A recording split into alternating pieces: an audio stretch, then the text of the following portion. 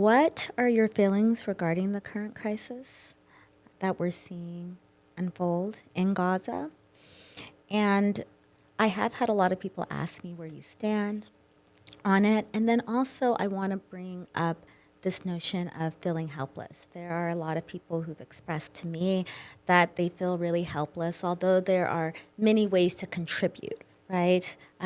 By to in a positive way to what's happening by marching. I know there's a lot of rallies going on today.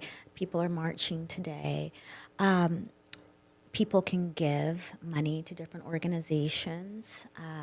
People can call their local congressperson. There's a lot that people can do, but there are people who are still feeling helpless, but want to do something. They want their voices to be heard as they call for a ceasefire. Yes, yes. Well, I think that despair and helplessness are kissing cousins. Yeah. And the despair and helplessness are signs that we're not numb. You see, the worst thing that could happen is when you see genocidal assaults on any people. Mm-hmm. If you don't feel something, if you're numb, then that's already a sign that you're spiritually bankrupt. Mm-hmm. You see. That's true for anybody. You know, it could be attacks on Jews, it could be attacks on Palestinians, attacks on black folk, attacks on white folk, attacks on Russians, attacks on Ethiopians, attacks on Congolese and others. So that the helplessness, in a certain sense, is a moment that can move toward empowerment because you already have shattered the numbness and the callousness. Very important. Now, when it comes to the Gaza situation, the Middle East, you know, it's a situation where you recognize. You see, on the one hand, you've got precious Jewish brothers and sisters who have been terrorized, traumatized, and hated for 2,000 years. So they have an underdog mentality.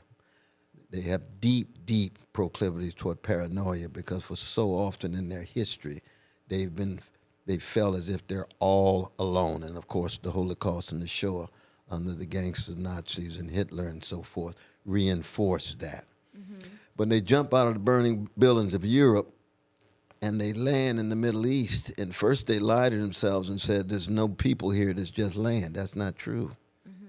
There were Arabs there and when they were Jews, 70% Arabs, 30% Jews when they founded the state. Mm-hmm. See? So almost like the United States. Well, there's no people here, they're just buffaloes and Indians. Indians are human beings. Yes. Don't lie and say there's no people here. Mm-hmm. So then you have to decide. You can go with Albert Einstein, you can go with Judah Magnus, you can go with Hakaham and other Jewish thinkers, all the way up to Noam Chomsky, who say we got to coexist with the people who are already here.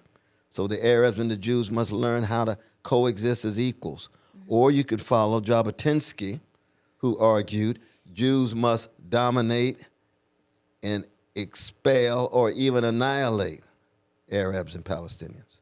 Now, Netanyahu's father was an assistant to Jabotinsky.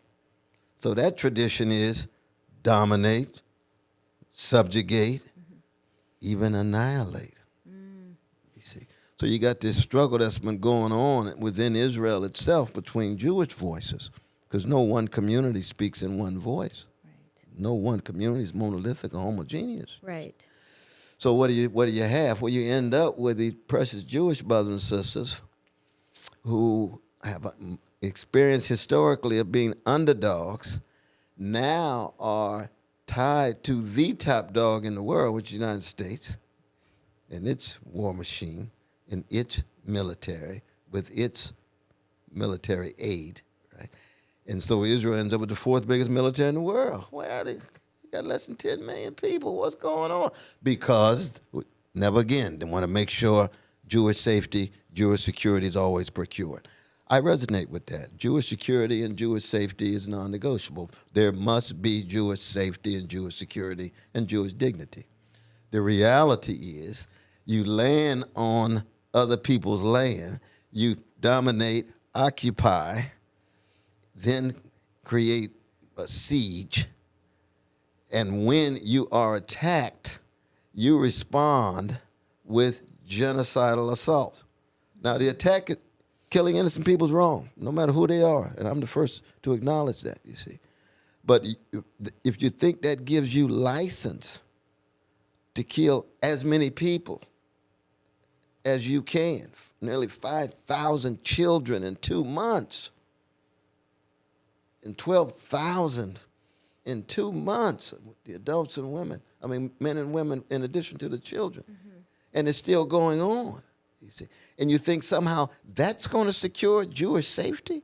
That's going to secure Jewish security? No. Palestinian safety and security and Jewish safety and security are all non-negotiables. The question is, how do you proceed when you're trying to affirm and procure each one of those? But, you know, we're in a world where zero-sum game. My life means your death. You see, your death means my life. It's not going to work. It's going to boomerang generation after generation after generation. And I think one of the great lessons of Martin King and others was what?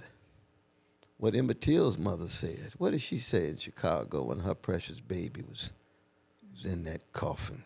Brought him back from the Tallahatchie River in the hateful Jim Crow, Mississippi. She stepped to that lectern in that Pentecostal church, Robert Church of God in Christ, and she said, I don't have a minute to hate. I will pursue justice for the rest of my life. See, that's the language of a strong, visionary, courageous woman, black woman, human being, coming out of a great tradition of a great people. Hate us all you want.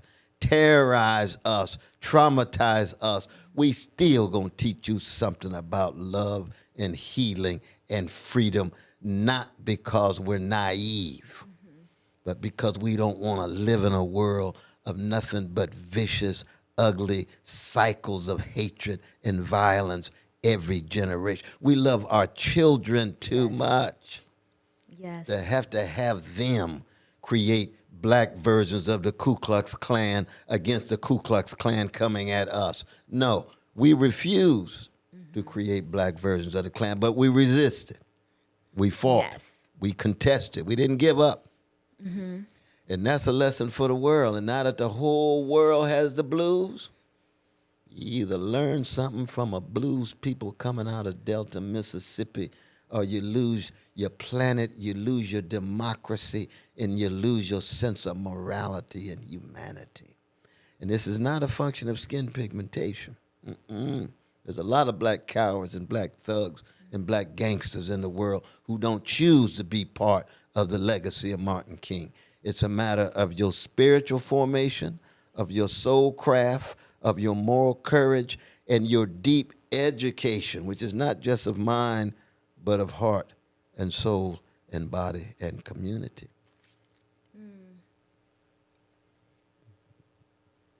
That's why we raise our voices. Absolutely.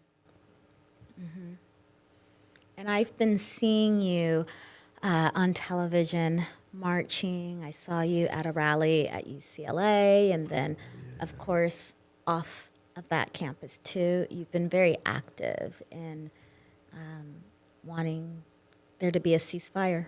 Ceasefire, end the siege, end the occupation, and I want equal dignity for my precious Palestinians and precious Jews. I want equal rights. I want equal access to resources. Each Jewish life, each Jewish baby, each Palestinian life, each Palestinian baby have exactly the same status and significance. For those of you who are tuning in for the first time to my program, I am a professor, and I am the creator and host of this wonderful series. And you should keep up with the series because I always have amazing speakers. And, of course, I'm speaking with an amazing, amazing scholar today.